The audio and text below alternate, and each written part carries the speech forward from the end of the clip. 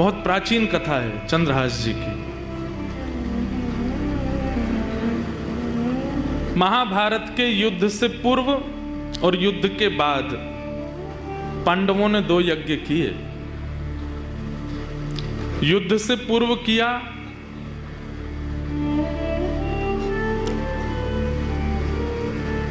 अश्वमेध यज्ञ, युद्ध के बाद किया अश्वमेध यज्ञ, और युद्ध से पूर्व भी एक यज्ञ पांडवों ने किया। अश्वमेध यज्ञ का एक नियम होता है कि यज्ञ करने के पश्चात जो राजा यज्ञ कर रहा है वो अपने घोड़े छोड़ता है। उन घोड़ों को, वो जिस राज्य में घोड़े जाएंगे, अगर वहां के राजा ने उनको बंदी बना लिया तो फिर उस राजा से युद्ध होता है, और अगर उस राजा ने घोड़ों को छोड़ दिया तो वो राजा जिसने घोड़े छोड़े हैं उसके अधीन हो जाता है। तो युधिष्ठिर जी ने घोड़े छोड़े और घोड़े छोड़ करके नियम बना दिया, उस पर लिख दिया ये घोड़े सामान्य नहीं हैं। धर्मराज युधिष्ठिर ने महाभारत युद्ध जीतने के बाद अश्वमेध यज्ञ करके इन घोड़ों को छोड़ा है। ये जिस जिस दिशा में जिस जिस राज्य से होके निकलेंगे वो सारे राज्य युधिष्ठिर के माने जाएंगे। वहां के राजा युधिष्ठिर के नीचे काम करेंगे। और अगर इस भाव से किसी को दिक्कत हो तो युधिष्ठिर से युद्ध लड़ने के लिए तैयार रहना। घोड़ों के पीछे सेना लेकर के अर्जुन चल रहे थे। 2-4 लोगों ने घोड़ों को अपने राज्य में घुसने से मना किया तो अर्जुन ने युद्ध करके उनको परास्त कर दिया। इसी प्रकार फिर जब वो घोड़े पूरी पृथ्वी की चक्कर लगा के वापस आ जाते तब उस राजा को कहा जाता चक्रवर्ती सम्राट। इसको कोई नहीं हरा पाया। युधिष्ठिर जी ने घोड़े छोड़े, राज्यों में प्रवेश करते कई राजा तो अधीन हो जाते, बोले हम युधिष्ठिर जी के नीचे रहने को तैयार हैं। कई नहीं रहते तो अर्जुन युद्ध करके उनको नीचे कर देते। सब जगह भ्रमण करते करते जब वह घोड़े कुंतलपुर पहुंचे, हस्तिनापुर से थोड़ी दूर पूर्व ही एक कुंतलपुर नाम का स्थान पड़ा, जहां पर वे घोड़े पहुंचे। और जैसे ही उन स्थान में घोड़ों का पहुंचना हुआ, कोई राजा या सैनिक नहीं आया रोकने। प्रवेश करते ही कुंतलपुर में घोड़े अपने आप अंतर ध्यान हो गए।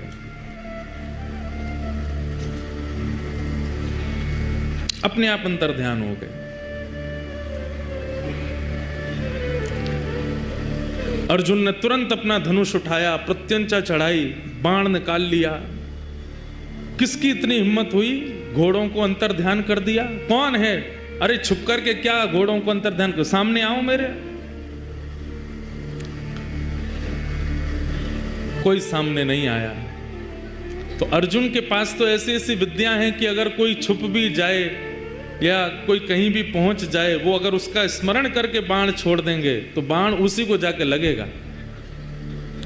अर्जुन ने तुरंत बाण का संधान किया और स्मरण किया, जिसने मेरे घोड़े को अंतर ध्यान किया, छुपाया है, ये बाण उसी को जाकर के लगे। युद्ध की चुनौती।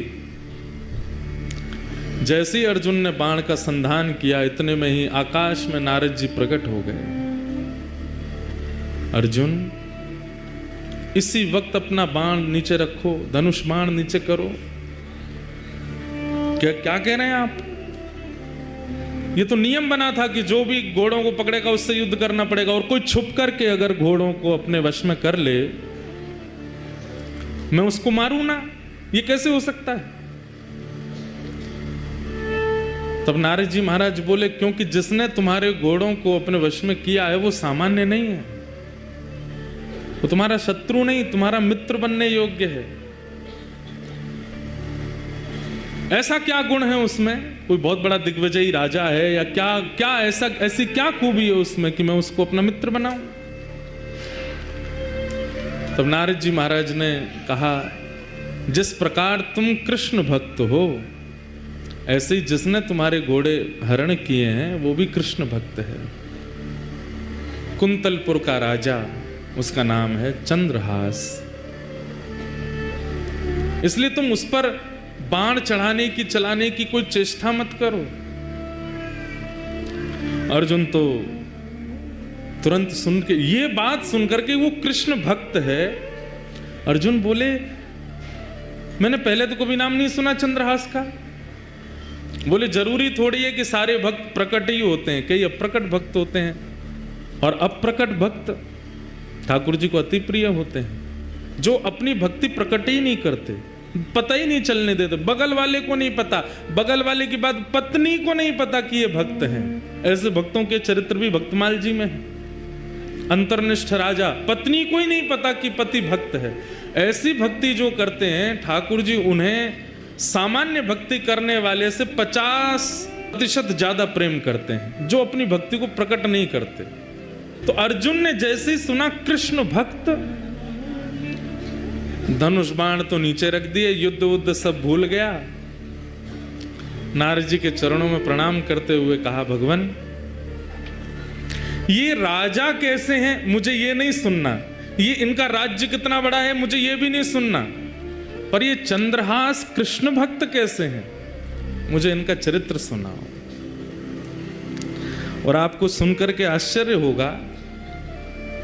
नारद जी महाराज बोले तो फिर अस्त्र शस्त्र दूर रखो, अस्त्र शस्त्र दूर रखे। बोले पूरी सेना को कहो ये भी अस्त्र शस्त्र दूर रखें। सब लोग बिल्कुल श्रोता बन करके बैठो। कहाँ रणभूमि में रण करने के लिए जा रहे थे, लेकिन जैसे ही कहा कि मुझे चंद्रहास जी का चरित्र सुनाओ, नारद जी ने कहा अस्त्र शस्त्र दूर करो। सब दूर करके जब सब लोग सामने बैठ गए तो नारद जी ने थोड़ी परीक्षा ली। अश्वमेध यज्ञ चल रहा है हस्तिनापुर में, तुमको विलंब नहीं होगा पहुंचने में। अब तुम यहाँ भक्त चरित्र सुनने के लिए बैठ रहे हो, चंद्रहास जी का चरित्र सुनने के लिए बैठ रहे हो, विलंब हो जाएगा। तुमको अश्व लेकर के वहां पहुंचने हैं, युधिष्ठिर जी का यज्ञ अधूरा रह जाएगा। वर्षों से चल रहा यज्ञ, इतने संत, इतने ऋषि, इतने महात्मा उसमें उपस्थित हो रहे हैं, सब धरा का धरा रह जाएगा। क्योंकि कथा तो एक बार प्रारंभ होगी, कब पूरी हो इसका कोई निधान नहीं है। अर्जुन की ये बात कथा को प्रकट करा देती है। अर्जुन कहते हैं अगर कोई कृष्ण भक्त का चरित्र सुनने में अगर वर्षों भी लगे तो उस पर सैकड़ों अश्वमेध यज्ञ में वारी वारी करूं, पर एक भक्त का चरित्र तो मुझे सुनना है। एक भक्त के चरित्र पर 100 अश्वमेध यज्ञ वारी जामे, पर आप तो भक्त यश सुनाओ। नारद जी महाराज बोले तो ठीक है, मैं अब तुम्हें चंद्रहास का सुंदर प्रसंग सुनाता हूं। जैसे ही नारद जी ने कहा मैं प्रसंग सुनाता हूं, इतने में एक दिव्य तेज प्रकट हुआ। और तभी क्या देखते हैं, आहा, वंशी विभूषित करानवनीर दाभात, पीतांबरादरुण बिंब फलाधरोष्ठात, पूर्णेन्दु सुंदर मुखारविंद नेत्रा, कृष्णा परम किमपि तत्त्वमहं। एक तेज प्रकट हुआ। अर्जुन बोले ये तेज कैसा? अर्जुन को लगा शायद चंद्रहास जी आ रहे होंगे, पर जैसे ही तेज विश्राम हुआ, मुरली मनोहर श्याम सुंदर प्रकट हो गए। और प्रकट होकर के अर्जुन के बगल में आसन लगाया, वहीं बैठ गए। अर्जुन बोले नाथ ये कैसी लीला आपकी? बोले भागवत की कथा सबको सुनने का अधिकार है, भक्त चरित्र का मुख्य श्रोता तो मैं हूं, सबसे पहले मैं आकर के बैठूंगा, व्यास जी का तिलक करूंगा तभी कथा होएगी। भक्त चरित्र तो मैं सुनता हूं।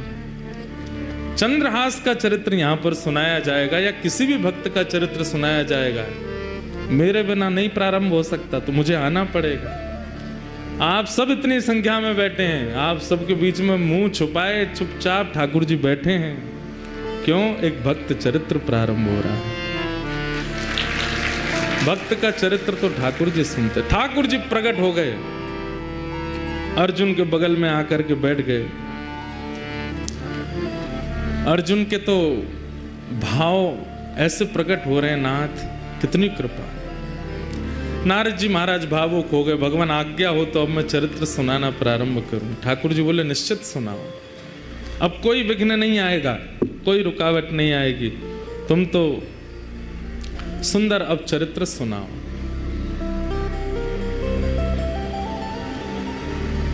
केरल देश में एक राजा थे,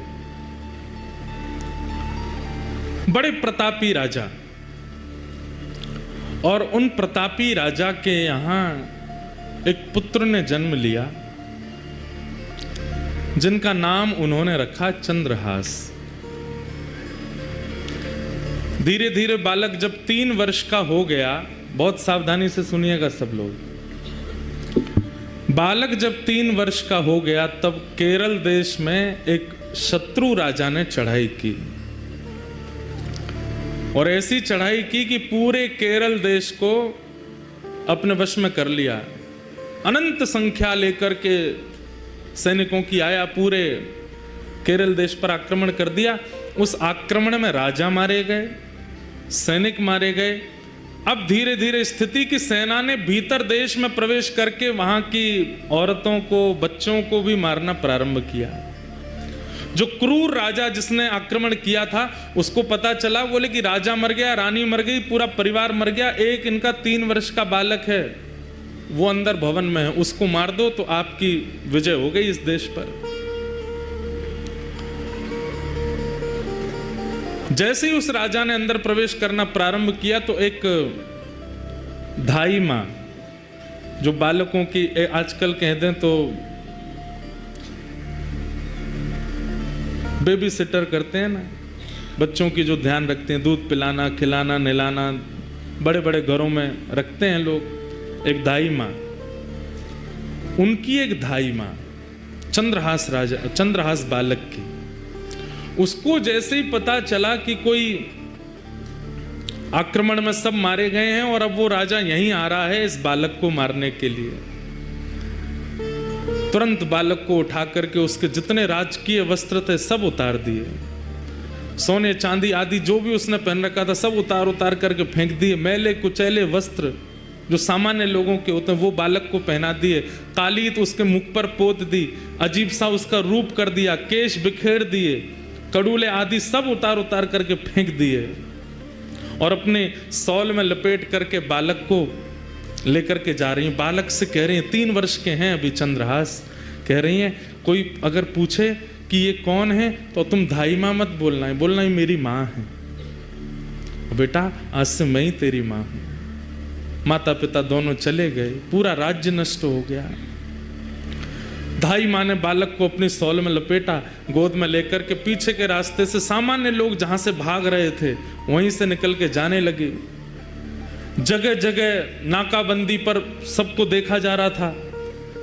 अंदर से राजा ने घोषणा कर दी कि राजकुमार को लेकर कोई भाग गया है, ढूंढो उसको, कहां है।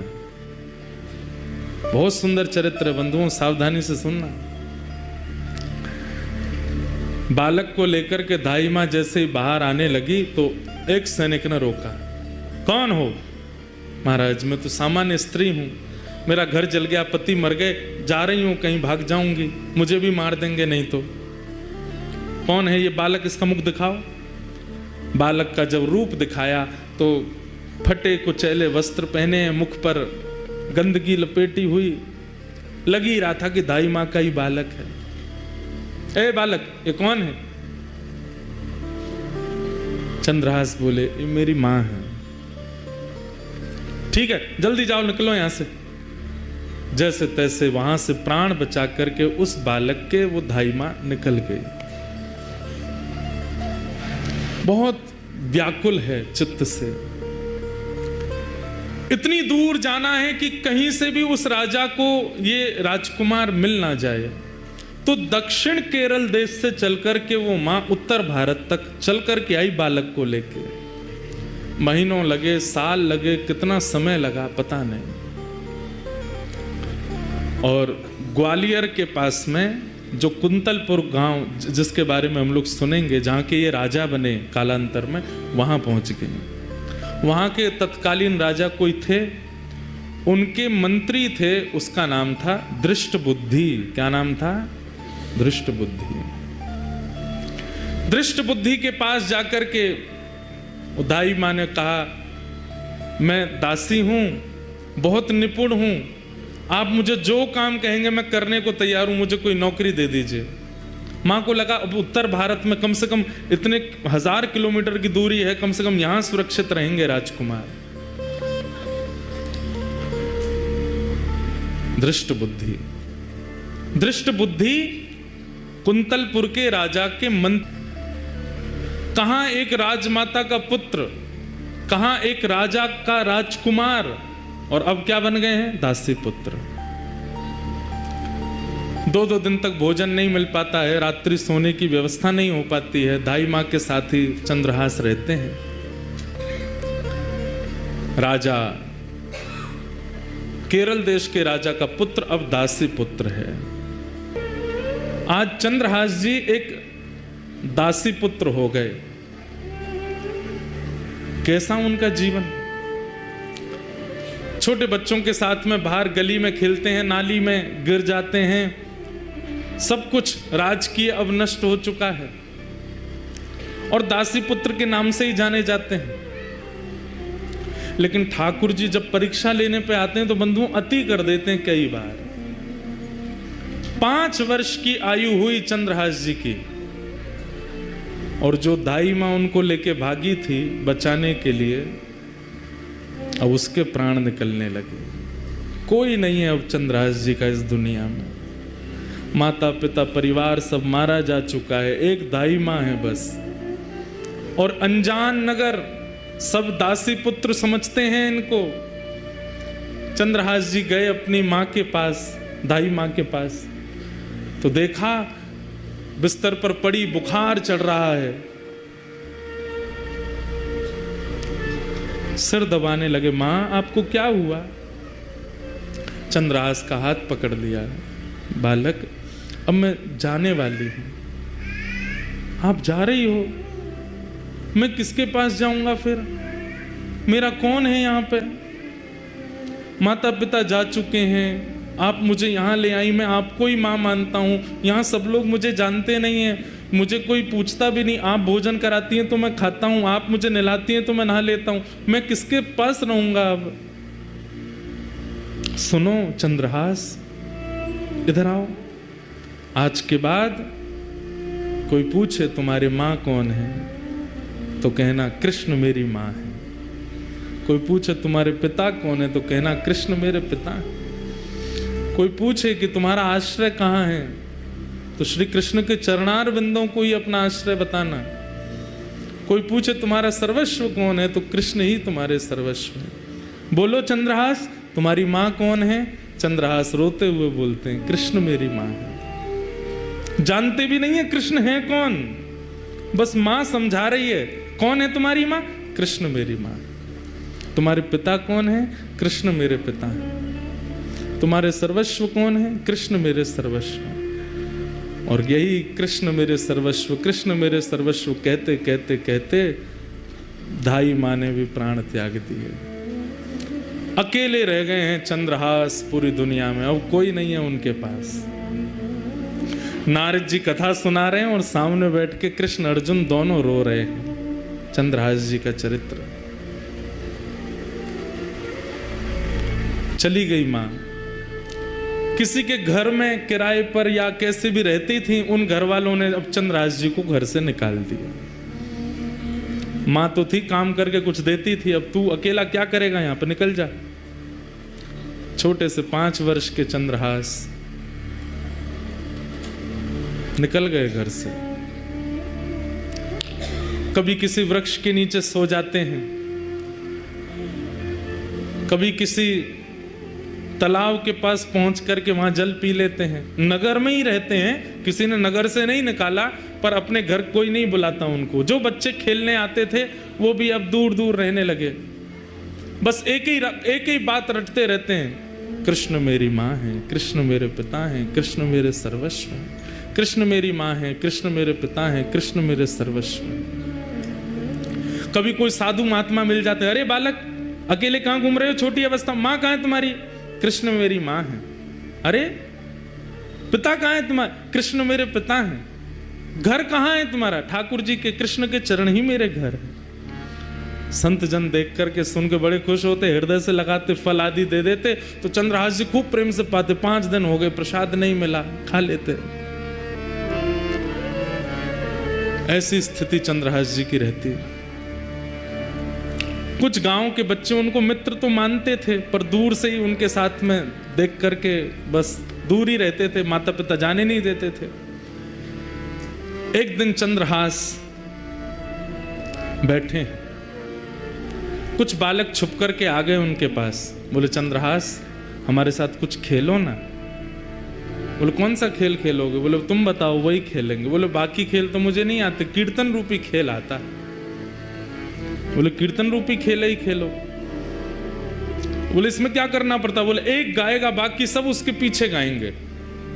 जीतेगा हारेगा कौन? बोले सब जीतेंगे, हारेगा कोई भी नहीं। कीर्तन रूपी खेल में कोई नहीं हारता, सब जीतते हैं। चंद्रहास जी अपने भुजा उठा करके चारों तरफ बालकों को बैठा करके कीर्तन करते हैं। सारे बालक चंद्रहास जी के पीछे पीछे गाते हैं। ऐसा मधुर संकीर्तन हुआ, गांव के लोग देखने लगे, अपने अपने बच्चों को भगा करके ले गए वहां से। मना किया था ना इसके पास मत आना, अभागा है, पता नहीं कहां से आया, इसकी माँ का भी कोई परिचय नहीं, 2-3 वर्ष यहाँ रही, दासी बन करके मर गई वो भी, अब इसके पास कोई नहीं आएगा। दूर रहते थे सब। चंद्रहास जी एक पेड़ के नीचे बैठ करके केवल चिंतन कर रहे हैं, कृष्ण में